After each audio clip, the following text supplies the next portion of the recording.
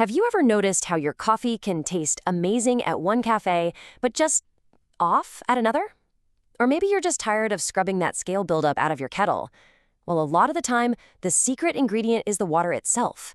So today, we're going to pull back the curtain on the world of water filtration, all the way from your kitchen tap to huge industrial plants. You know, this quote really nails it. Clean, safe water shouldn't feel like a luxury or a struggle. It's about having peace of mind that your family is healthy. And for a business, it's absolutely fundamental to what they do every single day. So, let's kick things off with a big question. Why all the fuss about filtration? Well, it turns out that from our homes to massive factories, the quality of our water has a huge impact on pretty much everything. Let's break down what's really driving this. I love this quote because it's so true. You could have the best, most expensive coffee beans on the planet, but if your water's bad, the coffee will be bad. Simple as that. And it's not just coffee, right? It's the flavor of your food, the clarity of your ice, even how well your shampoo works.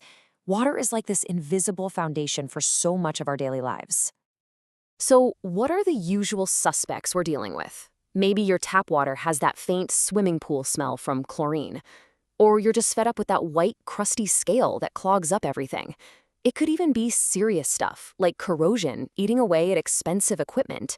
These are the exact problems that a good filtration system is built to fix. But here's the thing. Once you start looking for a fix, the options can be, well, a bit dizzying. You've got everything from a small filter that fits under your sink to these giant industrial systems. Our goal here is to give you a clear map so you can navigate all of it. Okay, let's get into the nitty-gritty. How do these things actually work? We're going to break down the main technologies you'll come across and explain exactly what each one is designed to tackle. The easiest way to picture this is to think of it like a fortress for your water. It's got multiple layers of defense, and each layer is designed to stop a different kind of intruder, from big, chunky particles all the way down to things you can't even see. So your first line of defense is the most straightforward. It's basically a sieve. Its job is to physically block the big stuff: dirt, sand, rust, you name it. We measure how well it works in microns. And just to give you some perspective, a single human hair is about 50 microns wide, so these filters are catching things that are incredibly tiny. And of course, not all sieves are created equal. You've got your polypropylene filters, which are kind of like a dense web that's amazing at trapping and holding on to dirt. Then there are pleated filters, which have a much bigger surface area, and you can sometimes even wash and reuse them. And then you have a simple screen mesh, which often just acts as a bodyguard to protect equipment from any large debris. All right, next up is activated carbon. Now, if the sediment filter is a sieve, think of this one as a super-powered sponge. It uses a cool process called adsorption, with a D, where chemical impurities literally stick to the carbon's surface. This is the magic that gets rid of that nasty chlorine taste and other funky smells. And when you're looking at carbon filters, you'll generally find two main kinds. There's granular activated carbon, or GAC, which is basically loose little bits of carbon. This design gives the water lots of time to make contact with the carbon. On the other hand, you have carbon block filters. These are much more solid and dense, which makes them perfect for that initial cleanup before water goes into a more heavy-duty system. So we've caught the big particles and we've sponged up the bad tastes. But what about the stuff we can't see? Let's level up and look at how we tackle the really small stuff, like dissolved minerals and even bacteria. And that brings us to the heavy hitter of water purification, reverse osmosis, or RO. The best way to think about this is to imagine a screen door that's so incredibly fine, it only lets the air through but stops even the tiniest gnats. An RO membrane does that for water. It uses pressure to squeeze pure water molecules through, leaving almost everything else, like salt and other dissolved solids, behind. It's incredibly precise. So let's follow a drop of water on its journey through an RO system. First, it goes through pre-filters to get rid of sediment and chlorine, which protects the really important RO membrane. Then the membrane does its magic. All the gunk gets flushed down the drain, and the super pure water goes into a storage tank. Finally, right before it gets to your glass, it passes through one last carbon filter for a final polish to make it taste perfect. But hang on, what about germs? Things like bacteria and viruses? For that, you need special tools. UV sterilizers are basically a death ray for microbes.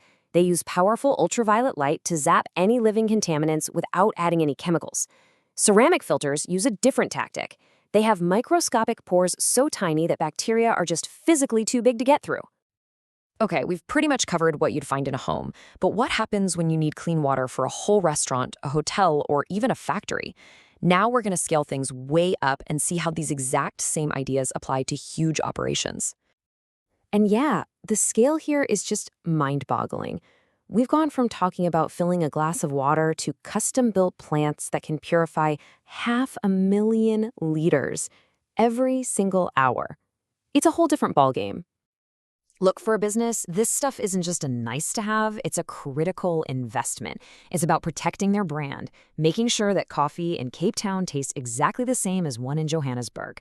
It's about protecting their assets, saving incredibly expensive machines from getting ruined. And more, it's about sustainability, letting factories recycle their water, which saves money and is way better for the planet. Phew, okay, that was a lot of tech and a lot of different uses.